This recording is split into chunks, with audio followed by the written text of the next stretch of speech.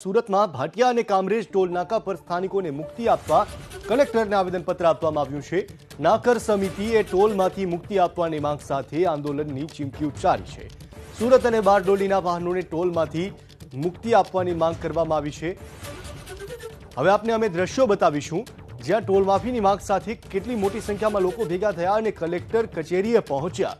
કલેક્ટરને રજૂઆત કરી ટોલ નાકા પર મુક્તિ આપવાની માંગ તેમણે કરી છે, કારણ કે 1 જાન્યુઆરીથી ફાસ્ટેગ ફરજિયાત કરવામાં આવ્યું છે। એવા સમયે સ્થાનિક વાહન ચાલકો પાસેથી દંડ વસૂલવામાં આવી શકે છે, જેથી સુરત GJ5 અને બારડોલી GJ19ના વાહનો માટે ટોલ મુક્તિની માંગ કરવામાં આવી છે।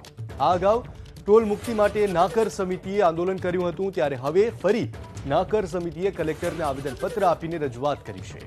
ટોલ મુક્તિ નહીં આપવામાં આવે તો સ્થાનિકોએ ઉગ્ર આંદોલનની ચીમકી ઉચ્ચારી છે। हमारा संवाददाता धनराज बागले जोड़ाई चूक्या है। धनराज, कलेक्टर ने आवेदन आपवा माटे आज पहुंच्या हता नाकर समितिना लोको, शुं तेमणे अल्टिमेटम आप्युं छे, शुं चीमकी उच्चारी छे?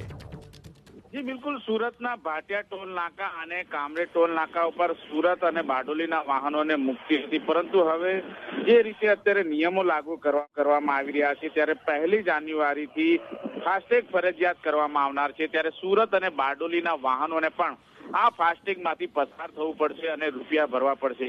આ બાબતને લઈને નાકર સમિતિને વારંવાર રજૂઆત કરવામાં આવી હતી।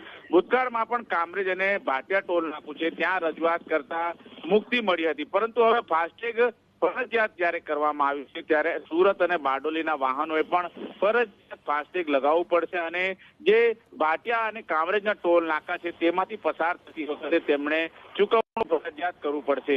જોકે સ્થાનિક વાહનોને મુક્તિ હોય છે તેને લઈને રજૂઆત કરવામાં આવી હતી।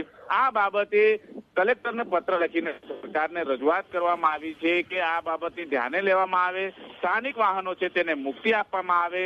જો આમ નહીં કરવામાં આવશે તો આગામી દિવસોમાં જે આંદોલન છે છેડવાની ચીમકી પણ નાકર સમિતિ દ્વારા ઉચ્ચારવામાં આવી છે।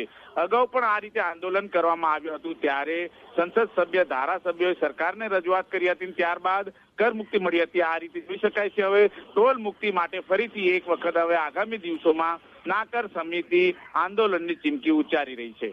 જી આભાર ધનરાજ જાણકારી આપવા માટે। તો ભાટિયા અને કામરેજ ટોલ નાકામાંથી સ્થાનિકોને મુક્તિ આપવામાં આવે તેવી માંગ સાથે કલેક્ટરને આવેદનપત્ર આપવામાં આવ્યું। આ પહેલા પણ નાકર સમિતિ આ મુદ્દે અવાજ ઉઠાવી ચૂકી છે અને ફરી એક વખત ટોલમાંથી મુક્તિ આપવાની માંગ સાથે આંદોલનની ચીમકી ઉચ્ચારી।